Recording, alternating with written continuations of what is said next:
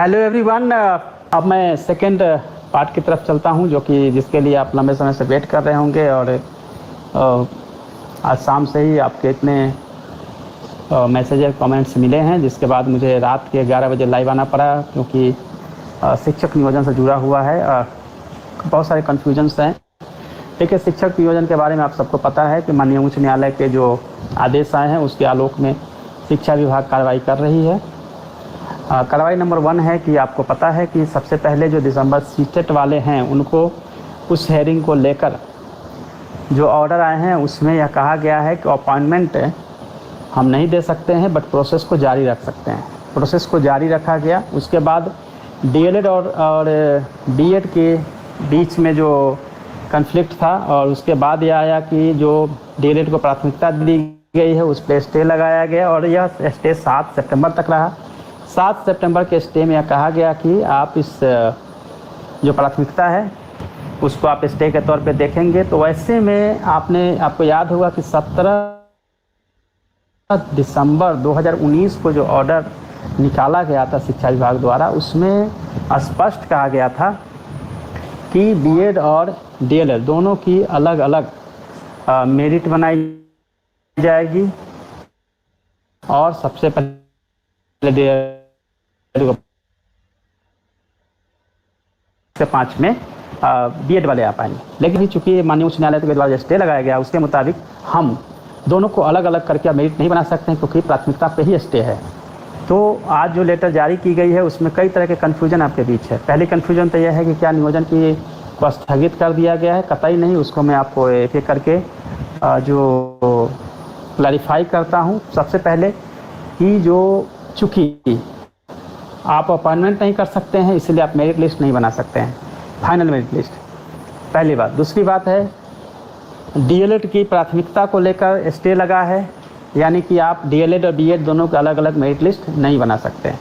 तो 1 से 5 के जो टीचर्स अपॉइंटमेंट है उसमें आप क्लियर कट समझ चुके हैं कि इसमें हम मेरिट नहीं बना सकते हैं, क्योंकि दोनों को जब तक यह क्लियर नहीं होता है कि प्राथमिकता बरकरार रहेगी या नहीं रहेगी, उस पर डिपेंड करेगा कि हम मेरिट बनाए या नहीं बनाए। और यह 7 सितंबर तक है, यानी 7 सितंबर तक स्टे लग गया है। उससे पहले जब तक उसकी हेयरिंग नहीं होती है, जब तक उसमें डिसीजन नहीं आता है, तब तक उसमें हम लोग आगे नहीं बढ़ सकते हैं।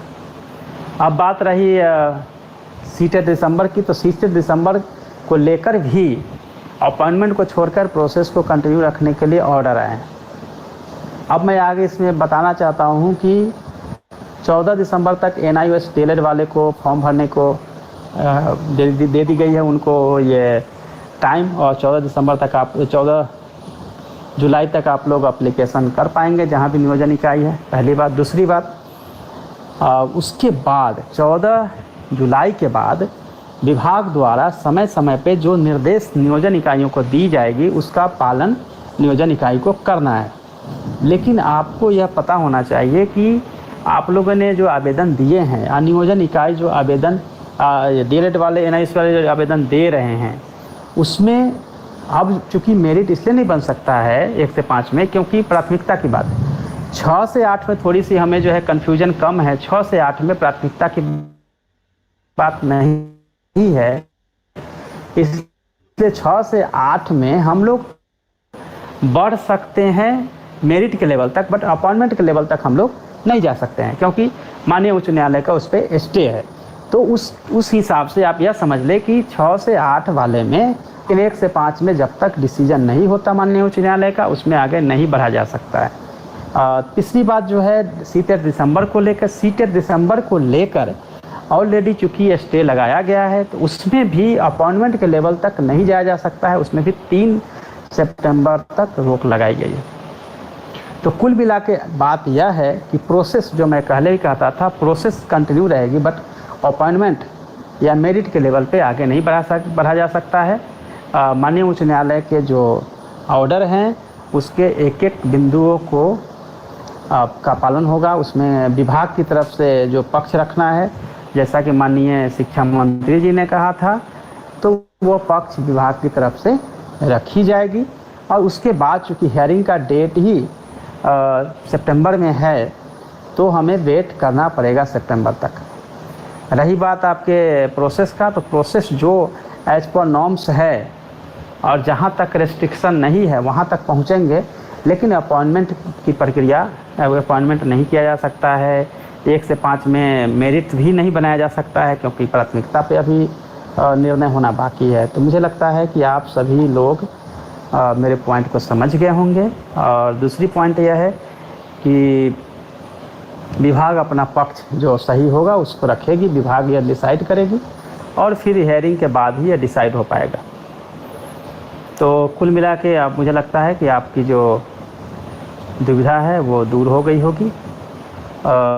जैसे बीएड वाले ने अप्लाई किया है, डीएलएड का अप्लाई 14 जुलाई को ख़त्म हो जाएगा, तो आगे के लिए भी विभाग द्वारा समय समय पे जो निर्देश दिया जाएगा उन निर्देशों का पालन किया जाएगा नियोजन इकाइयों द्वारा। यही तमाम बातें हैं। अगर आपके कोई क्वेश्चंस अगर हैं इस बारे में तो आप मुझसे पूछ सकते हैं। कई बार कन्फ्यूजन था कि ये क्या नियोजन स्थगित कर दी गई। बहुत सारे लोगों ने चुनाव से इसको जोड़ा है कि चुनाव से पहले होगा या नहीं होगा। आप सबको पता है अगर समय चुनाव होती है तो सितंबर फर्स्ट वीक में मॉडल कोड ऑफ कंडक्ट आ जाना चाहिए। I am not sure but अनुमान लगाया जा सकता है। सितंबर से पहले क्या सुनवाई नहीं कराई जा सकती है। आप जानते हैं कि कोर्ट द्वारा जो डेट दिया जाता है उसमें प्रीपॉन्ड जो है वो नहीं किया जा सकता है। वो टाइम बाउंड होता है, उसी के हिसाब से होता है। उसमें शायद आपके एडवोकेट या जो लॉ के एक्सपर्ट है वो आपको ज़्यादा बेटर बता पाएंगे, लेकिन जो मैं बता रहा हूँ उसके हिसाब से प्रीपॉन्ड नहीं होता है कभी भी। हमेशा जो है आगे डेट जा सकती है, लेकिन पहले जब सितंबर से पहले सुनवाई की बात है तो उस पर अभी मैं कुछ कमेंट नहीं कर पाऊँगा।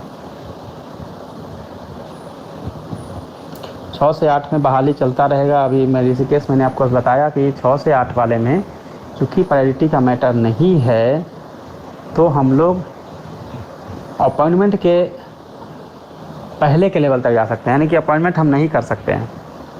अपॉइंटमेंट नहीं कर सकते हैं, फाइनल मेरिट लिस्ट के पहले का जो प्रोसेस है वो सब कर सकते हैं, फाइनल मेरिट लिस्ट तक भी नहीं जा सकते हैं। ये तमाम चीज़ें है। जहाँ तक पूछ रहे हैं दोनों केस पे काउंटर एफिडेविट का, तो लिखित रूप से विभाग जो है जो कि अलग अलग केसेज होता है, अलग अलग विभाग अपना पक्ष रखती है। फिर न्यायमूर्ति जो हैं उनके द्वारा माननीय उच्च न्यायालय के जज साहब के द्वारा फिर उस पर निर्णय होता है, जो दोनों पक्ष को देखने के बाद। स्टेट का पूछ रहे हैं, मैं स्टेट का मैं बता रहा हूँ, एग्ज़ाम होगी। स्टेट में अब कुछ नहीं किया जा सकता है, जल्दी ही नोटिफिकेशन होगा। एग्ज़ाम जो है चूँकि जब तक नॉर्मल नहीं होगा तब तक एग्ज़ाम कराना मुश्किल है, आप सब भी जानते हैं, क्योंकि अभी कोविड-19 का जो रूप है उसको देख के ऐसा नहीं लग रहा है कि अभी कुछ हालात इतने नॉर्मल हुए हैं कि एग्ज़ाम कराया जा सके। देखिए, स्टेट की तैयारी को लेकर भी आपके बहुत सारे प्रश्न आ रहे हैं, उसके सिलेबस अलग अलग सब्जेक्ट को लेकर। तो आप सबको पता है कि जैसे ही सब कुछ नॉर्मल होगा उसके बाद ही एग्ज़ाम कंडक्ट हो पाएगी। एक मौका आप लोगों को मिला है कि खूब अच्छे से तैयारी करिए ताकि आप क्लियर कर पाएँ, क्योंकि अगर टेट एग्ज़ाम पास नहीं करेंगे तो जितनी भी आपने डिग्रियां ली है, चाहे डीएलएड हो या बीएड हो, वो आपको फ़ायदा नहीं करवा पाएगा। शिक्षा एवं स्वास्थ्य अनुदेशक फिजिकल इंस्ट्रक्टर का ऑनलाइन का प्रोसेस आपको पहले ही बताए हैं कि सॉफ्टवेयर डेवलपमेंट के प्रोसेस में है, और जल्दी ही फिजिकल इंस्ट्रक्टर का भी हम लोग जारी कर देंगे नोटिफिकेशन। और वो उसमें हम लोग क्योंकि ऑनलाइन करा रहे हैं तो उसमें टाइम ज़्यादा लगना नहीं है। हम लोग बहुत ही स्टिपुलेट टाइम में हम लोग उसको पूरा कर लेंगे और वो विदिन टाइम हो जाएगा, उसमें कोई समस्या नहीं है। लाइब्रेरियन की वैकेंसी जो है वो भी चूँकि प्रोसेस में है, उसका नोटिफिकेशन होगा। मुझे लगता है कि सारी बातें आप लोगों को मैंने कह दिया है। लॉकडाउन और बाकी चीज़ें आप लोगों ने देखा भी होगा, और अपनी स्टडी को जारी रखिए और स्टडी पे फोकस करिए, क्योंकि बहुत सारे एग्ज़ाम्स अभी नियर फ्यूचर में आना है। बहुत सारे एग्ज़ाम्स पोस्टपोन्ड हुए हैं, कोई भी एग्ज़ाम कैंसिल नहीं हुआ है, यानी कि पोस्टपोन्ड होने के बाद एग्ज़ाम जब सब कुछ नॉर्मल हो जाएगा तो बहुत तेज़ी के साथ हर संडे को आपको एग्ज़ाम देना पड़ेगा। तो अगर आपकी प्रिपरेशन अच्छी रहेगी तो आप एग्ज़ाम अच्छे से दे पाएंगे। तो आप फोकस करिए अपनी स्टडी पे फोकस करेंगे तो बेटर रहेगा और आप जल्दी सिलेक्ट भी हो पाएंगे। मेरी ओर से हमेशा बेस्ट मैसेज है, आप लोग खूब मेहनत कीजिए, तैयारी कीजिए अच्छे से, क्योंकि कभी भी आपकी जो कड़ी मेहनत है वो बेकार नहीं जाता है। आप जितनी अधिक पढ़ाई करेंगे उतने अच्छे बनेंगे। एक कहावत है कि जब खूब लिखेंगे तो आप बड़े अफसर बनेंगे, कम लिखेंगे तो क्लर्क बनेंगे। क्योंकि गवर्नमेंट भगवान जो है वो देखते हैं कि ज़्यादा लिखने वाले को अधिकारी बना दे, कम लिखने वाले को क्लर्क लिखने के लिए बना दे। तो कोशिश यह करें ज़्यादा लिखे ज़्यादा पढ़े, तो निश्चित रूप से आपको जो है कोई दिक्कत नहीं आएगी। नियोजन से संबंधित या बहाली से संबंधित जो आपके प्रश्न हैं वो सब हमने मेरे पास चूँकि आ गए हैं, आपने कंटिन्यू क्वेश्चंस किए हैं तो आ गया है। फिर सभी क्वेश्चंस को देख के और फिर फिल्टर करके आपको जवाब दे दिया जाएगा। और आप सभी अपनी तैयारी को ध्यान में रखिए और मेरी ओर से बहुत सारी बेस्ट विशेज है आप सबके लिए। Good night and take care.